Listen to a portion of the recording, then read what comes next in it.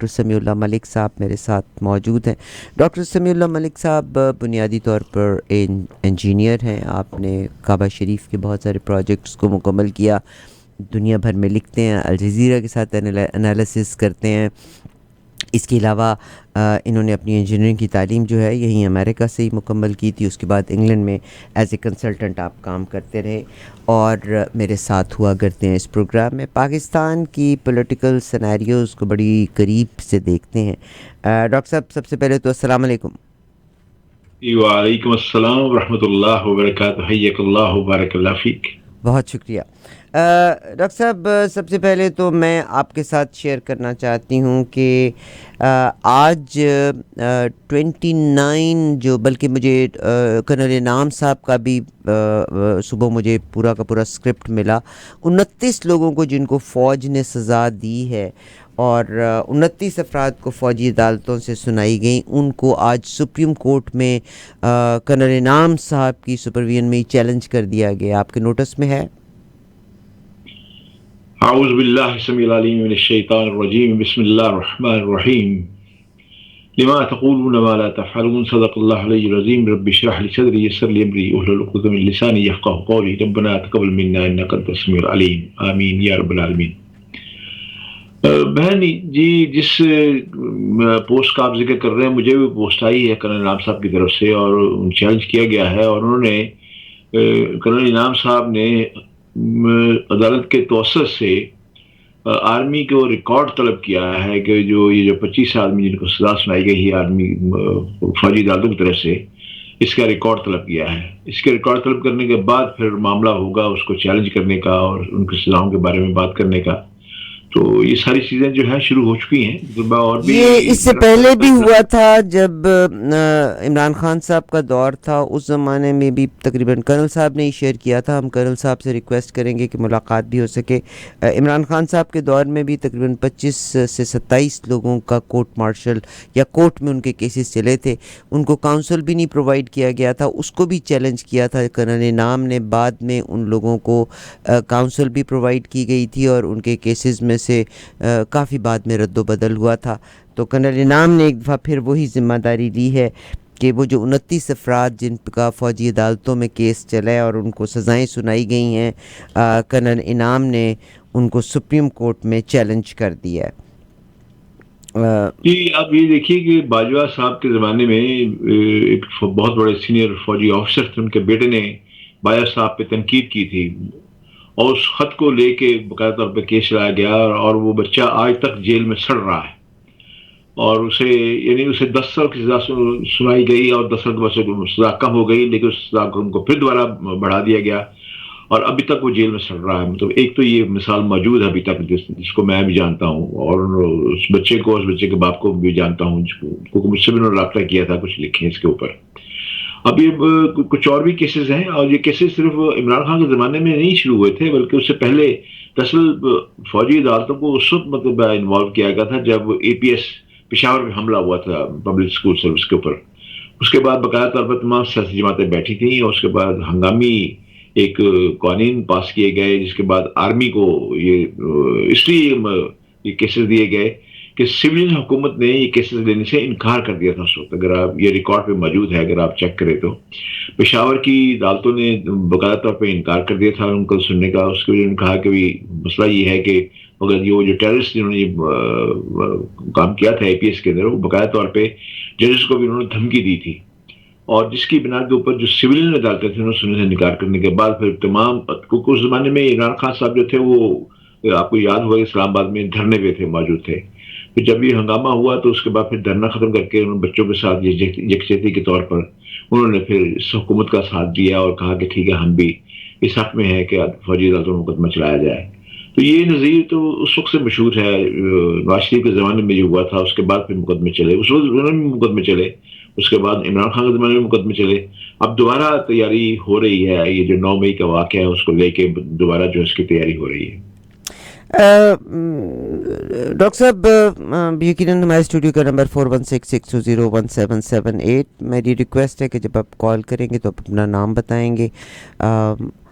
جو لوگ بھی تجزیہ نگار ہوتے ہیں، ہی از ناٹ اے پولیٹیشنز یا پولیٹیشنز کے جو لائرز ہیں وہ ہماری بات سے نظر چراتے بھی ہیں، بات کا جواب ڈفرینٹ انداز میں بھی دیتے ہیں، ویئر ایز جناب ڈاکٹر سمیع اللہ ملک صاحب اور باقی لوگ یہ مختلف جو صورتحال ہیں، سینیریوز ہیں، ان کا انالیسز اپنے طور پہ پیش کرتے ہیں، اور وہ پھر آپ کی پلیٹ میں سوچ ہوتی ہے کہ آپ نے اب اس کو کیا کرنا ہے، آپ نے ووٹ کس کو ڈالنا ہے، ووٹ ڈالنا ہے کہ نہیں ڈالنا، اور اگر ووٹ نہیں ڈالنا تو کیوں نہیں ڈالنا، اور اگر ڈالنا ہے تو آپ نے کس چیز کو مد نظر رکھنا ہے. This is responsibility of the voters. Doctor صاحب، نیب آرڈیننس میں ترامیم کا مسودہ کی اگر بات کریں، اب آپ امیجن کریں کہ آپ کے ڈاکٹر الوی صاحب کے سگنیچرز بڑے ضروری تھے، الوی صاحب چلے گئے حج کے اوپر، اور حج کے اوپر اپنے 140 بندوں کو لے کے چلے گئے ہیں، پیچھے سے یہ مسودہ جو ہے تیار ہو گیا، اور ترامیم میں انہوں نے لگتا ہے جیسے پلان کیا ہے، مگر بعد میں شاید یہ حکومت بھی 3-3.5 سال کے بعد جب آنے والی حکومت کو ختم کر دیا جائے تو یہ بھی اسی شکنجے میں آئیں گے کہ وہ جو ریمانڈ لیا جاتا تھا وہ 15 دن کی بجائے 30 دن کا ریمانڈ ہوگا. وہ کچھ فرمائیں گے یہ جو نیب کے قوانین میں جو ترمیم آئی ہے؟ اب دراصل بات یہ ہے کہ بہت اچھا ہوا کہ آپ نے مجھ سے یہ سوال پوچھ لیا. بات یہ ہے کہ آپ یہ دیکھیں کہ اس سے پہلے جب جو ہی یہ پی ڈی ایم کی حکومت آئی تھی، عمران خان کی حکومت کو گرانے کے بعد، تو یہ لازمی بات ہے کہ آپ کو پتا ہے کہ عمران خان کے سارے زمانے میں نیب کے مقدمے چلتے رہے، نواز شریف کے بارے میں، زرداری کے بارے میں، اور دوسرے سیاسی جتنے بھی لوگ تھے ان کے بارے میں. تو انہوں نے آتے ہی سب سے پہلے جو ان کے واقعی وزیر قانون ہمارے نظیر تارڑ، ان کی وجہ سے قرارداد پیش کی، اس کے بعد قانون بنایا گیا، قانون سینٹ میں گیا، اس کے بعد پھر صدر کے پاس گیا، الوی صاحب نے اسے منظور نہیں کیا. پھر ہمارا آئین یہ کہتا ہے کہ دوسری دفعہ جب بھیجیں تو نہ بھی وہ کریں، 10 دن نام بھی اسے پاس کرے تو وہ قانون بن جاتا ہے. تو انہوں نے نیب میں تبدیلی کرا لی تھی مطلب جیسے حکومت نے. اور اتفاق یہ دیکھیے کہ اسی جو پہلے تو یہ تھا کہ نیب جو 6 مہینے جو لوگوں کی ضمانت نہیں ہو سکتی تھی، ان کے پاس اختیار تھا، وہ 6 مہینے تک اس کا ریمانڈ بھی لے سکتے تھے، اور ایک کے بعد دوسرا کیس، تیسرا کیس، تو ساری عمر وہ جیل اسے جلاتے بھی تھے اور خراب بھی کرتے تھے. تو انہوں نے پھر ایک حد میں مقرر کر دی کہ اتنی حد تک کرپشن ہو تو اس کا وہ، اور پھر ساتھ انہوں نے یہ بات کر دی کہ اگر نیب یہ مقدمہ ثابت نہ کر سکے تو پھر اس افسر کو اتنے سال سزا ہوگی، 10 سال سزا ہوگی. یعنی گویا نے نیب کے پر کاٹ دیے تھے اس پی ڈی ایم کی حکومت میں آ کے.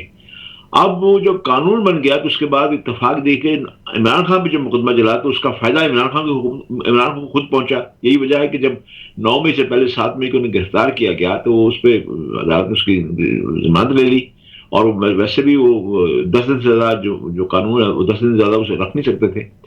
اب انہوں نے دوبارہ یہ جو کیا ہے تو صاف سمیل آ رہی ہے کہ یہ کس کے خلاف تیاری ہو رہی ہے. یہ تیاری اس وقت سے ہمارے پر یعنی کان کھڑے ہو گئے تھے جب آئی ایس پی آر کی پریس کانفرنس آئی تھی. I S P press conference نے بتایا طور پہ آپ کو یاد ہوگا اس وقت سپریم کورٹ کے اندر اعتزاز احسن اور لطیف کھوسہ جو تھے وہ اس بات کا مقدمہ لڑ رہے تھے کہ پاکستان کی عدالتیں جو ہیں ان میں مقدمے چلائے جائیں، نہ کہ فوجی عدالتوں میں مقدمے شفٹ کیے جائے، ٹرانسفر کیے جائیں.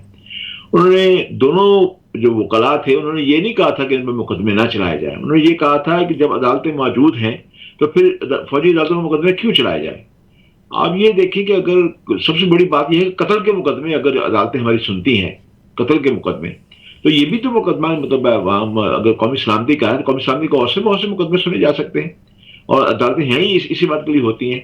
لیکن یہ کہ supreme I S P R کی پریس کانفرنس میں فوری طور پر جب یہ اعلان ہوا، انہوں نے فوج نے یہ اعلان کر دیا آئی ایس پی آر نے کہ ہم نے اسی 9 مئی کے سلسلے میں اپنے ایک لیفٹیننٹ جنرل کو، 2 میجر جنرل کو، بریگیڈیئرس کو، کرنلس کو ہم نے سزائیں سنا کے سمبودوش کر دیا، اور انہیں سزائیں بھی دے رہے ہیں. مطلب ہے اس کے وہ ایک تعزیانہ تھا سمجھ لیں گے، اور ایک پیغام تھا سپریم کورٹ کے لیے. آپ دیکھیں اسی دن 11:10 پہ یہ اعلان ہوا آئی ایس پی آر کا، اور دیکھیں 2:30 جو ہے سپریم کورٹ نے اسے ایک طویل مدت کے یعنی اس جو مقدمہ تھا اس کو جو ہے اسے سننے سے انکار کر دیا، اسے روک دیا. مطلب ہے یعنی گویا آپ دیکھیں جو اگر سپریم کورٹ نے یہ فیصلہ کر لیا ہے کہ وہ مقدمہ سننے سے قاصر، انہوں نے بس یہ اپنی جان چھڑانے کے لیے یہ کہہ دیا کہ ہم نے اٹارنی جنرل سے پوچھ لیا ہے کہ کسی کو سزائے موت تو نہیں ہوگی، تو انہوں نے کہا سزائے موت نہیں ہوگی، عمر قید ہوگی.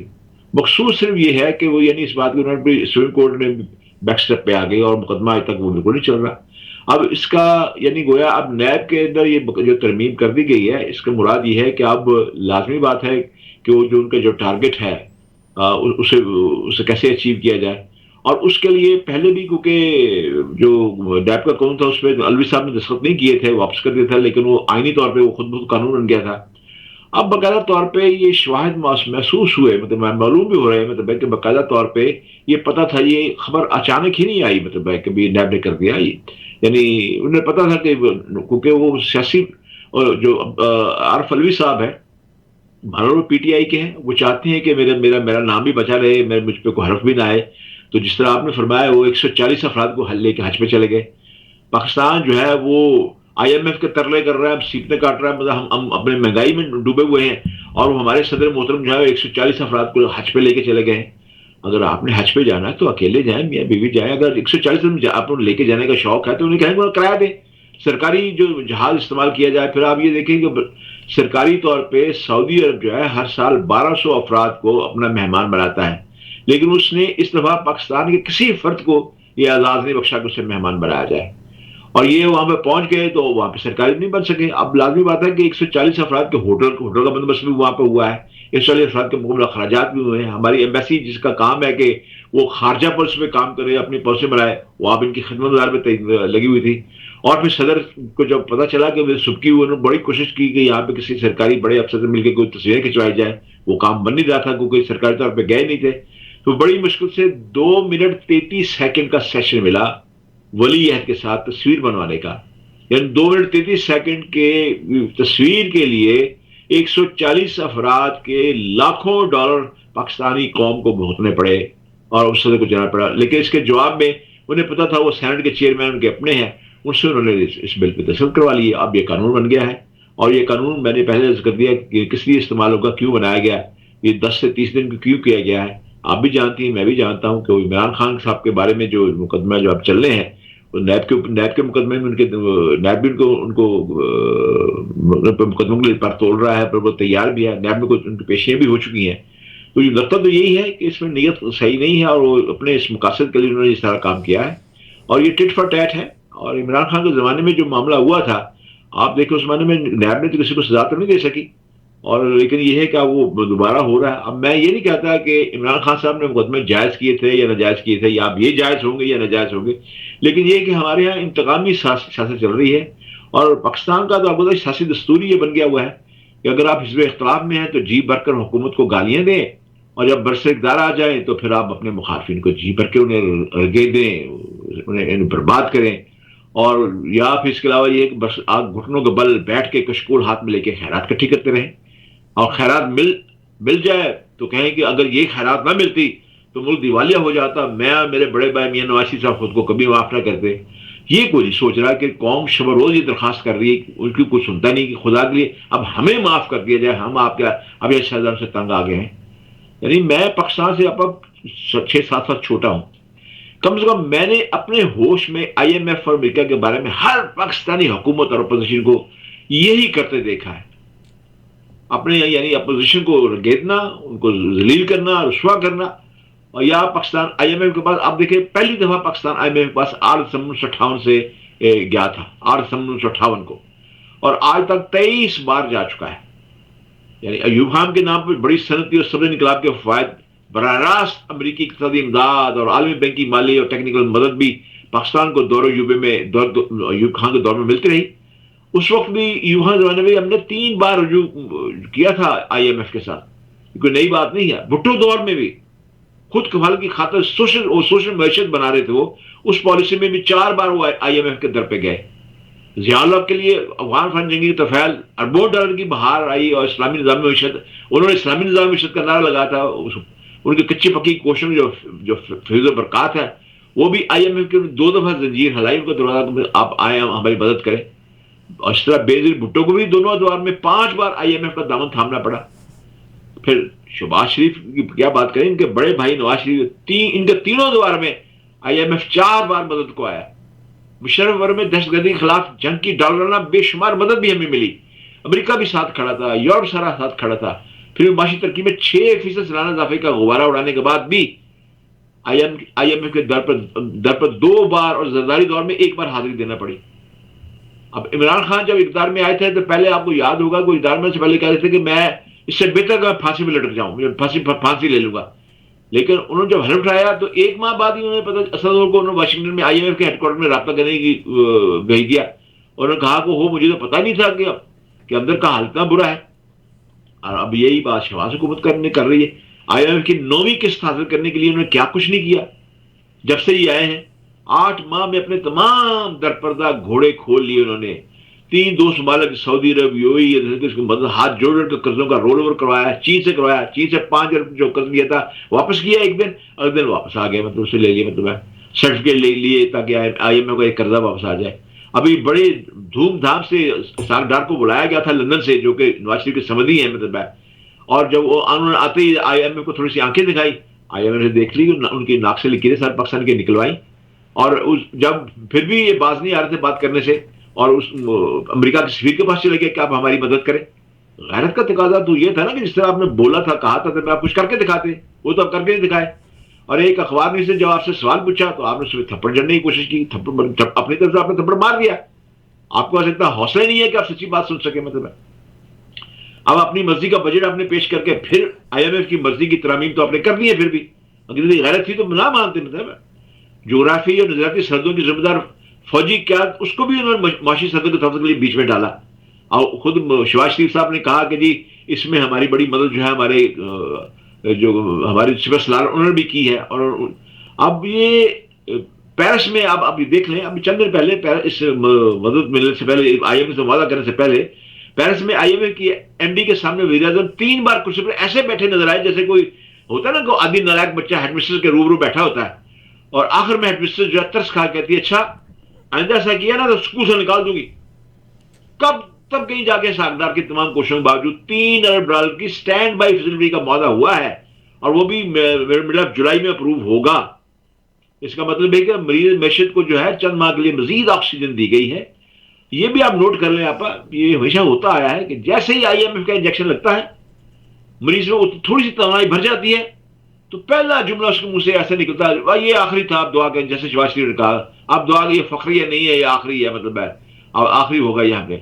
یعنی اب ہم اس سے پہلے ان کے بھائی نے بھی کہا تھا کہ ہمیں آئی ایم ایف کا کشکول توڑ دیا ہے, اور پہلی بار یہ جملہ 1998 چلیں آگے کی طرف بڑھتے ہیں. یہ جو بدلے کی سیاست کی آپ نے بات کی ہے کہ گلگت بلتستان کے جو ہیں وزیر اعلیٰ, میرا خیال ہے پی ٹی آئی سے ان کا تعلق تھا, خالد خورشید سر, ان کی ڈگری جو انگلینڈ سے حاصل کی, اب 4 سال 3.5 سال کے بعد وہ جعلی نکل آئی ہے, تو ان کو برخاست کر دیا گیا. یہ باقاعدہ پیپلز پارٹی کے ایک ہیں, انہوں نے اس کو چیلنج کیا تھا. اور میں تو حیران ہوں اس قوم کی شہزادگی پہ کہ یونیورسٹی آف لندن کی جانب سے وزیر اعلیٰ کی ڈگری کو جعلی قرار دیے جانے کے بعد خالد خورشید کو جاری کی گئی ایل ایل بی کی ڈگری واپس لے لی گئی ہے. اور اب خالد خورشید صاحب کا تعلق بھی پی ٹی آئی سے تھا, اب ان کو تو کر دیا گیا فارغ, اور پارلیمانی پارٹی جو ہے وہ اجلاس میں اگلے وزیر اعلیٰ کے امیدوار کا انتخاب کرے گی. اس پہ کیا فرمائیں گے آپ؟ بات یہ ہے آپا کہ میں کہتا ہوں کہ اگر ان کو فارغ کیا گیا نا تو الیکشن کمیشن کے ان افراد کو بھی فارغ کرنا چاہیے جنہوں نے انہیں الیکشن لڑنے کی اجازت دی تھی. اس کو تو آپ پوچھتے نہیں ہیں. ایک تو یہ بات, اس کو تو الیکشن کمیشن کو تو آپ نے پوچھا نہیں ہے. ٹھیک ہے اگر جعلی ڈگری دی گئی تھی کوئی بھی ہو, اس کی تو کوئی رعایت نہیں ہونی چاہیے, جعلی ڈگری کیوں دی. لیکن یہ ہے کہ میں یہ سوچتا ہوں کہ اب تو مشرف کے زمانے میں یہ ڈگری کا مسئلہ تھا, اب تو ڈگری کا مسئلہ ہے نہیں سرے سے, یہ تو کوئی شرط نہیں ہے. مشرف نے رکھا تھا کہ کم از کم بی اے ہونا چاہیے ہمارا آدمی جو امیدوار جو ہے یا اسمبلی میں الیکشن لڑنے والا جو ہے اسے بی اے ہونا چاہیے. اس کے بعد یہ ختم کر دیا گیا تھا معاملہ. اس کے باوجود انہوں نے ڈگری کا معاملہ کیا ہے, تو لازمی بات ہے کہ وہ اگر ان کا تعلق پی ٹی آئی سے تھا, لیکن میں سمجھتا ہوں کہ اگر پی ٹی آئی سے ان کا تعلق اگر آج عمران خان کی حکومت بھی ہوتی تو یہ کیس تو مقدمہ تو پھر بھی مطلب برطرف ہی ہو جاتے اور ان کی جگہ کوئی اور آدمی آ جاتا. اور اگر آپ دیکھیں نا, میں یہ سمجھتا ہوں کہ میں یہ خبر سن چکا ہوں, میں دیکھ بھی چکا ہوں میں ٹی وی کے اوپر. مسئلہ یہ ہے کہ آدمی وہی وزیر اعلیٰ ہوتا ہے جس کے پاس میجورٹی ہوتی ہے. تو اگر ان کے پاس برطرف کر کے گیا ہے تو ان کی پی ٹی آئی کے پاس اگر میجورٹی ہے تو وہ نیا وزیر اعلیٰ لے آئے, اور ایسا لے آئے جس کے پاس یعنی ڈگری کا مسئلہ نہ ہو. ایک تو یہ بات ہے. دوسرا یہ ہے کہ یہ اگر حکومتیں آج کی جو پی ڈی ایم کی جو حکومت ہے، اگر انہوں نے 3 آدمی کمیٹی بنائی، یاسر اقبال ہے، قاہرہ ہے، اور ایک اور تیسرے آدمی اس میں شامل کیا ہے، اب یہ چاہتے ہیں کہ بھی یعنی اب یہ ہوگا وہی ساز باز ہوگی، لوگ توڑے جائیں گے، کچھ خریدے جائیں گے، کچھ کو نیا سبز باغ دکھائے جائیں گے، اس طرح تک کہ وہ نئی حکومت کی بنا جائے تاکہ ان کی نئی حکومت بن جائے. تو یہ جو سلسلہ ہوگا یہ کیسی آپ بھی جانتے ہیں، میں بھی جانتا ہوں، یہ اب تو جمہوریت کے نام پہ کلنک ہے. اب تو رونا روتے ہیں جمہوریت کا، لیکن کام وہ بالکل ایسا نہیں کرتے جو جمہوریت کو یعنی سوٹ کرتا ہو. بہت شکریہ سر، بہت شکریہ. یعنی ہر طور پہ کوشش کی جائے کہ ایک نہیں تو غلط جعلی ڈگری تو غلط، مگر ایک چیز مجھے بڑی عجیب سی لگی سمیع بھائی کہ ان کو 5 سال کے لیے نااہل کر دیا گیا. اگر ایک شخص نے جھوٹ بولا ہے اور اس کی جعلی ڈگری تھی تو 5 سال کے بعد کیا ہوگا؟ وہ ڈگری ایکچوئل حاصل کر لیں گے. آپ نے میرے دل کی بات کہہ دی. اگر ایک آدمی جو ہے جس نے جھوٹ بولا اور دھوکہ کیا ریاست کے ساتھ، تو 5 سال کے بعد وہ کیسے نیک ہو جائے گا؟ 5 سال کے بعد وہ کیسے نیک ہو جائے گا؟ صحیح سر، صحیح. اچھا، میرا ایک اور آپ سے سوال ہے کہ آج پاکستان میں یہ بھی کہا گیا ہے کہ جو ہمارے جو پرائم منسٹر ہیں، ایکس پرائم منسٹر جناب نواز شریف صاحب، وہ اگلے وزیر اعظم تیسری دفعہ بھی انہوں نے کہا ہے کہ کوئی چیلنج نہیں کر سکتا ان کو وزیر اعظم بننے کے لیے. یعنی اس کے بارے میں کچھ فرمائیں گے کہ اس ملک میں صرف پرائم منسٹر شپ یا وزیر اعلیٰ شپ ہی ہے؟ کیا باقی لوگ کیا کہیں گے اس کے بارے میں جو یہ کہا جا رہا ہے کہ ان کو کوئی روک نہیں سکتا، اور وہ باقاعدہ کام کر رہے ہیں کہ وہ آئیں گے تو ایک ایسا پلان لے کے آئیں گے کہ مہنگائی ختم ہو جائے گی. اور بھٹو صاحب آئے تھے، روٹی کپڑا مکان لے کے آ گئے تھے. ابھی بھی تو پی ڈی ایم کی گورنمنٹ جو ہے وہ زرداری صاحب کی ہے اور نواز شریف صاحب کی ہے. پاکستان کی قسمت کا ہر فیصلہ یا انگلینڈ میں ہوتا ہے یا آپ دبئی میں جا کے ہو رہا ہے. تو میاں صاحب بھی کر رہے ہیں، تو مہنگائی تو اس دور میں بھی ہے.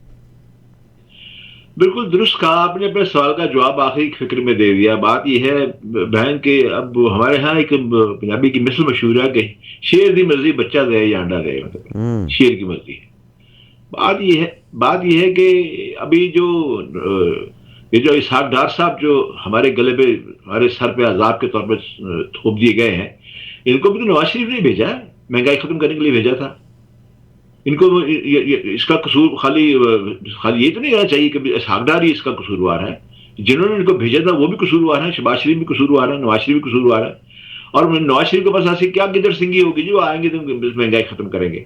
اس کا مطلب یہ ہے کہ اگر اس دفعہ ان کا جو نمائندہ ان کی حکومت، بھائی کی حکومت، مہنگائی ختم نہیں کر رہی اور وہ آگے مہنگائی ختم کریں گے، گویا آج کی جو حکومت ہے اس نے جان بوجھ کے یہ یعنی ہمارے سر پہ یہ وبال مصیبت ڈال کے رکھی ہوئی ہے کہ اپنے بھائی کی نئے وزیر اعظم بنانے کے لیے، ان کے لیے راستہ ہموار کرنے کے لیے پھر کوئی نئے منصوبے بنائے جائیں گے.